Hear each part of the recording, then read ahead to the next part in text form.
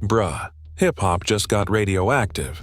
The internet's melting down faster than 6ix9ine's rainbow hair in a sauna, because Young Thug and 6ix9ine just reignited one of the pettiest, funniest, and most disrespectful beefs in rap history.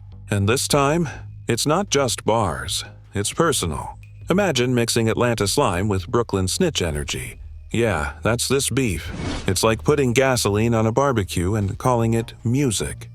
6ix9ine just dropped FAX, Me Wham, a diss so wild it sounds like he wrote it while dodging subpoenas. And Thug, oh, he's fuming, straight from the courtroom to the group chat. This isn't your regular rap beef. This is the kind of chaos that makes the Kardashians look like monks. It's got betrayal, street politics, leaked DMs, and the kind of clownery that could make a circus jealous. But here's the thing.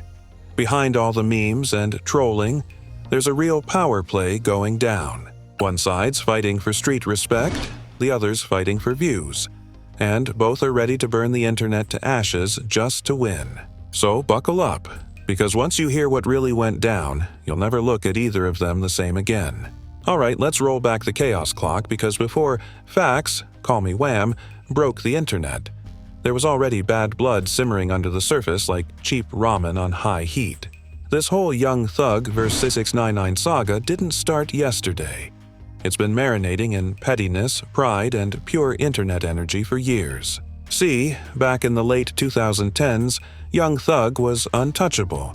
The godfather of drip, the artist every rapper secretly copied but would never admit it. His influence was louder than his wardrobe, and his slime season era basically turned Atlanta into its own planet. Meanwhile, 6ix9ine was on the other side of the map, trolling the entire rap world from Brooklyn, screaming rainbow-colored insults into the mic like a human notification bell. And when these two energies collided, oh, it was cosmic. The slime god versus the troll king. Now, it all started when Thug made a slick comment about how certain rappers only get views because of clown behavior. No names were dropped, but let's be honest. When you're the only rapper with rainbow hair, face tattoos, and a permanent FBI escort, you kinda know who he's talking about. 6ix9ine didn't take that lightly. He hopped on Instagram Live faster than a Wi-Fi glitch, calling Thug a fake gangster in designer skirts. Yeah, that set the tone. From there, it became a digital boxing match. One punchline at a time. Thug would post cryptic captions like, "Snitches don't survive in the swamp," and 6ix9ine would instantly reply with memes of crocodiles wearing wigs. The internet loved it. Every fanbase was taking sides. Team Slime versus Team Rat. And nobody was holding back. But the real explosion came when 6ix9ine started throwing around Thug's YSL case like it was gossip at a sleepover. He went live again, screaming, "How you call me a rat when your whole team's in court?" Bruh. That line hit harder than his music streams in 2018. He was calling out the irony, pointing at Thug's Recco situation and dragging Gunna into the mud for snitching leaked. It was messy. The kind of messy that gets blogs drooling. And the internet. Oh, they turned it into a meme war zone. Fans started editing videos of Thug as a lawyer defending Gunna, while 6ix9ine's face was plastered on cheese emojis. TikTok, Twitter, YouTube, chaos everywhere. And, 6ix9ine lives for that. He's not fueled by money or fame, he's powered by attention. Then came the leak. The alleged FAX, Me Wham, snippet hit social media like a meteor. The snippet wasn't even a full verse, just 6ix9ine mumbling, "They slime, but I'm the venom." That one line sent shockwaves through the culture. It was direct. It was venomous. It was the troll calling out the Slime King on his own turf. Thug's camp. Silent. Too silent. Which only added gasoline to the fire. Because when Young Thug doesn't respond, it means two things. Either he's plotting, or his lawyers told him to shut up. Now, you'd think that would calm things down, right? Nah, 6ix9ine doubled down. He dropped the full track. FAX, Me Wham. And every bar was like a nuclear roast session.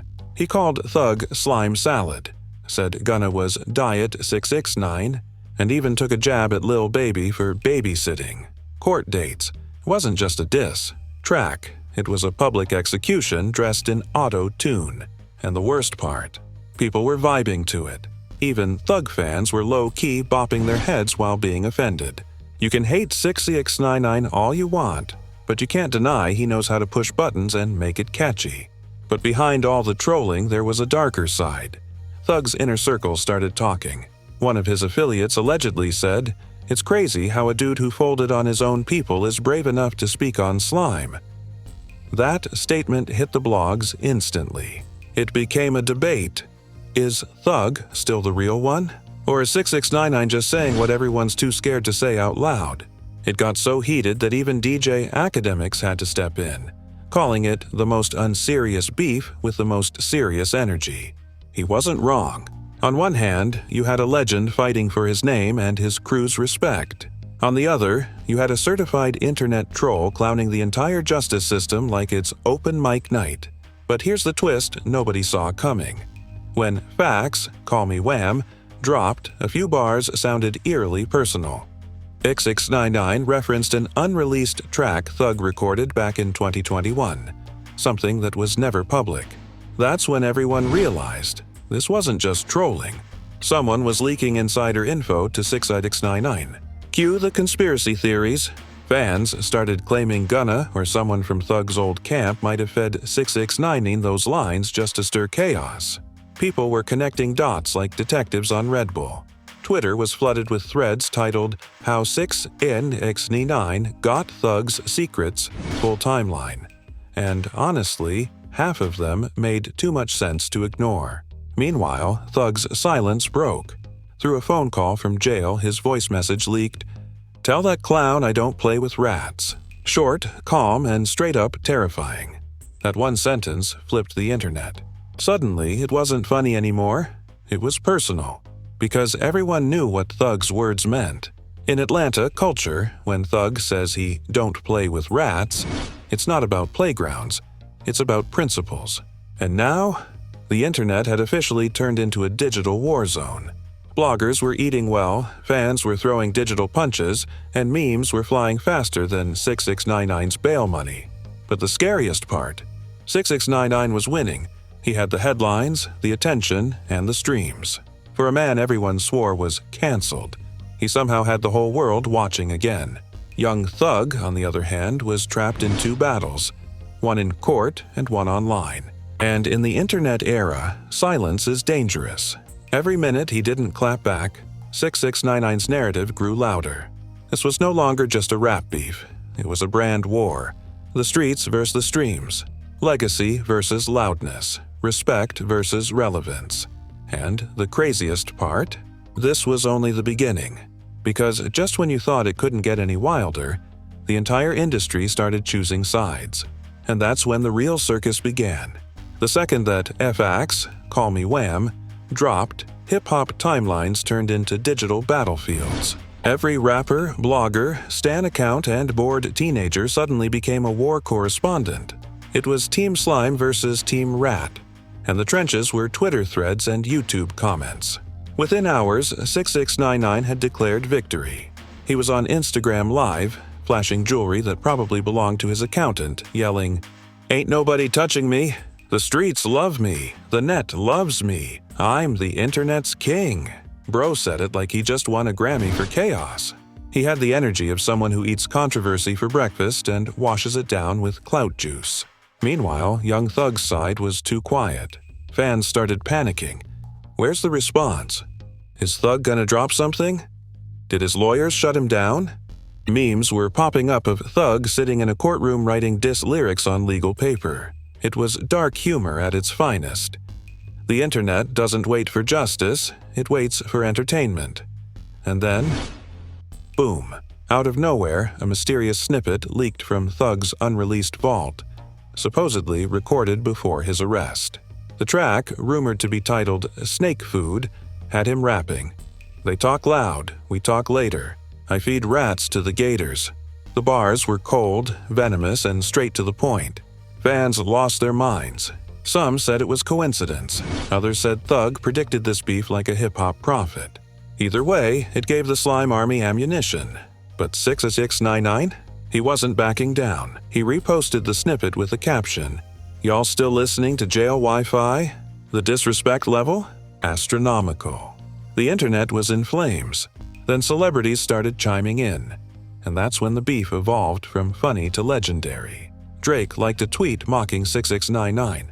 Boosie went live and said, "If Thug was free, that rainbow would be black and blue by now." Charlemagne the God called it the most ridiculous beef of the decade, which, coming from a man who's seen every ridiculous thing ever, says a lot. But 6ix9ine knew exactly what he was doing. He wasn't battling for street respect. He was battling for engagement. He knew that every reaction, every repost, every think piece meant more algorithmic gold. It wasn't just beef, it was marketing. And then he did what no one expected. He went full WWE. He dropped another video. Not a song, a mockumentary trailer titled Thug Life: The Rat Edition. It was a parody of Young Thug's life story, complete with fake narrators, AI voices, and scenes of 6ix9ine escaping imaginary beefs. It was dumb, offensive, and absolutely viral. Within 24 hours, it had 8 million views. Twitter had a meltdown. One side was laughing hysterically, the other side wanted his entire Wi-Fi cut off. Even 21 Savage, who rarely speaks on this kind of mess, tweeted, "Man, this internet era is dangerous. Ain't no real rules left." That tweet alone got 500,000 likes. Because he wasn't wrong, the rap game had turned into a meme economy. Whoever could make the best punchline, not the best song, was winning. But this wasn't just internet noise anymore. People started noticing the real effects. 6ix9ine's streams shot up 300% in 1 week. His name was trending more than Drake's album release. Meanwhile, Thug's legal team had to start addressing the mentions, because prosecutors were bringing lyrics and online drama into the courtroom as context. The digital circus was becoming real life. And right when everyone thought it couldn't go any deeper, a new rumor dropped. Someone claimed that 6ix9ine had paid one of Thug's old producers for unreleased YSL vocals. Screenshots surfaced. Leaked DMs hinted that 6ix9ine might have bought a Thug verse just to flip it into another diss. The betrayal level? Insane. The internet detectives went wild. Reddit threads with 10,000 comments, YouTubers making exposed videos, TikToks showing fake proof. It didn't matter what was true anymore. The drama itself was entertainment. 6ix9ine capitalized instantly. He dropped a TikTok with a Thug soundbite captioned, "Free him, but tell him I won. Iketon." It racked up 20 million views in 2 days. Even people who didn't listen to rap were like, "Who are these colorful lunatics and why am I addicted to this saga?" But for Thug's camp, it was deeper than jokes. His brother Unfunk went live from Atlanta and said, "Y'all turning a man's struggle into memes. That ain't hip-hop, that's circus talk." That line hit hard. It reminded everyone that behind the bars, there's still a real person going through real legal hell. But 6ix9ine didn't care. He posted clown emojis right after. Pure chaos, and then came the memes. Oh, the memes. Thug in a courtroom with a microphone. 6ix9ine is photoshopped as a rat wearing a slime chain. AI-generated rap battles between them, narrated by Morgan Freeman. It was ridiculous. It was brilliant. It was the internet doing what it does best, turning real tension into comedy gold. But behind the jokes, one thing became clear. 6ix9ine was rewriting the playbook. He'd figured out the formula. Stay controversial, stay viral, stay paid. He didn't need street respect. He needed retweets. Still, not everyone found it funny. Rumors started floating that certain Atlanta figures weren't too happy about 6ix9ine's antics. A few industry sources claimed people in real life want to see him humbled. Suddenly, the beef had real-world stakes. Even Tekashi's security team doubled overnight. Fans joked he was walking around with more guards than the president. He didn't deny it. He went live saying, "Yeah, I'm protected. You think I'm dumb? And honestly, maybe not." Because while Thug was battling for his name in the courtroom, 6ix9ine was winning in the court of public opinion. At least online. The craziest part? FAX, Call Me Wham, hit the charts. Not top 10, not top 20. But it charted.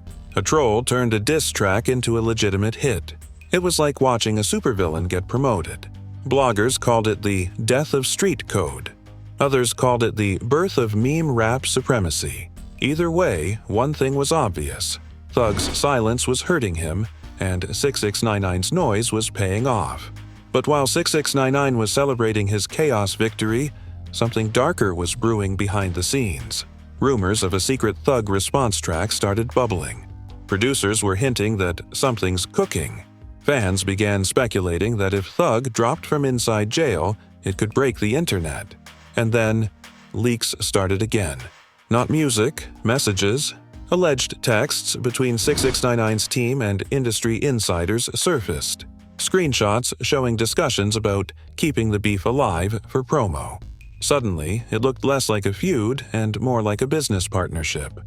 Could this whole war be staged?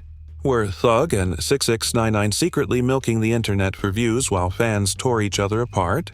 Nobody knew, and that uncertainty made it even juicier. Because in the end, whether it was real, fake, or somewhere in between, one truth remained. Both their names were everywhere again. And that's when the final act began. When Thug finally made his move, and 6ix9ine realized this game wasn't over. It was just getting started. When you mix Young Thug's silence with 6ix9ine's mouth, something's bound to explode. And, oh boy, it did. The internet was still laughing at memes when suddenly a new audio dropped online. A voice note, allegedly from Thug, leaked out of nowhere. You could hear background jail noise, but the message was crystal clear. A rat can't speak on real ones. I ain't responding. Karma gon' do that for me. That one clip flipped everything. Fans went from laughing to shaking. The tone wasn't funny anymore. It was cold, calculated, and sounded like a warning from a man who doesn't need Wi-Fi to make an impact. The entire hip-hop world froze. Even 6ix9ine stopped trolling for a few hours, which for him is basically a silent protest. Then came the twist. Someone from Thug's label posted a cryptic photo. A green snake wrapping around a rainbow rat emoji, captioned, "Soon." That one word made the internet collectively combust. Was Thug about to drop a response track? A message? A revenge album? Nobody knew. But one thing was certain. The silence had turned into suspense. And right when people thought 6ix9ine would back down, he doubled down. He posted a video mocking the jail call saying, "Even from prison, he can't outtalk me." He danced around in a rat costume while flexing fake cash. It was unhinged. The man treated the most respected rapper in Atlanta like a punchline in a TikTok skit. But this time, the internet wasn't laughing. The vibe shifted. Major blogs stopped reposting him. Big artists unfollowed. Even his usual troll supporters started commenting, "Ain't bro, this too far." The same circus he built started turning on him. Meanwhile, Thug's old clips began resurfacing. Interviews, freestyles, moments where he talked about loyalty, the streets, and legacy. Fans flooded the comments with "Free Thug" again. The tide was turning. In a world where noise wins short-term, silence ages better. Thug's absence became his biggest statement. While 6ix9ine screamed for attention, Thug's quiet confidence made him look like the real one, even behind bars. Then came the shocker. Billboard confirmed that FAX, Call Me Wham, dropped out of the charts in its second week. The hype died as fast as it started. 6ix9ine had once again proved he could start chaos, but not sustain it. Thug's team, meanwhile, started teasing a posthumous-style album rollout, possibly using old unreleased vocals. The title? Slime Will Rise. Fans called it poetic justice. The rat had his moment, but the snake was still waiting to strike. By the end, one thing became crystal clear. 6ix9ine might win headlines, but Thug wins history. The difference: noise fades, legacy doesn't. And as the smoke cleared, the question still lingers. Did 6ix9ine go too far? Or did Thug just play the long game? Either way, hip-hop hasn't been this entertained since Drake's therapist went on vacation. And trust me, this story, it ain't over. And there you have it. The unfiltered madness that is Young Thug versus 6ix9ine. A beef so toxic it could power the entire internet for a decade. We just watched street legend versus internet villain go head-to-head in the most chaotic PR stunt/spiritual warfare the rap game's seen since Pac versus Biggie met TikTok. But the question is, who really won? Was it Thug, keeping his legacy clean while fighting real-life battles? Or 6ix9ine, proving that in 2025, clout is stronger than credibility? Drop your take in the comments because trust me, this one's gonna divide the culture harder than Drake's AI leaks. If you're still watching, you already know what it is. You're deep inside the rabbit hole with RAPSCOPE X, where the tea's too hot for TMZ and the truth sounds better with 808s. So go ahead, smash that like button like it owes you money, slap that subscribe button like you just caught it lying, and turn those notifications on before the next scandal drops and you're late to the party. Because around here, we don't just report the chaos, we dance in it. We talk conspiracies, we expose industry secrets, and we laugh at the wildest drama before the mainstream even wakes up. And remember, in hip-hop, loyalty is currency, but attention, that's the new diamond chain. So stay tuned, stay savage, and stay ready. Because if you think this beef was wild, wait till you hear who's next. This is RAPSCOPE X, where legends fall, trolls rise, and every rumor gets turned into a revolution. See you in the next storm. A revolution. See you in the next storm.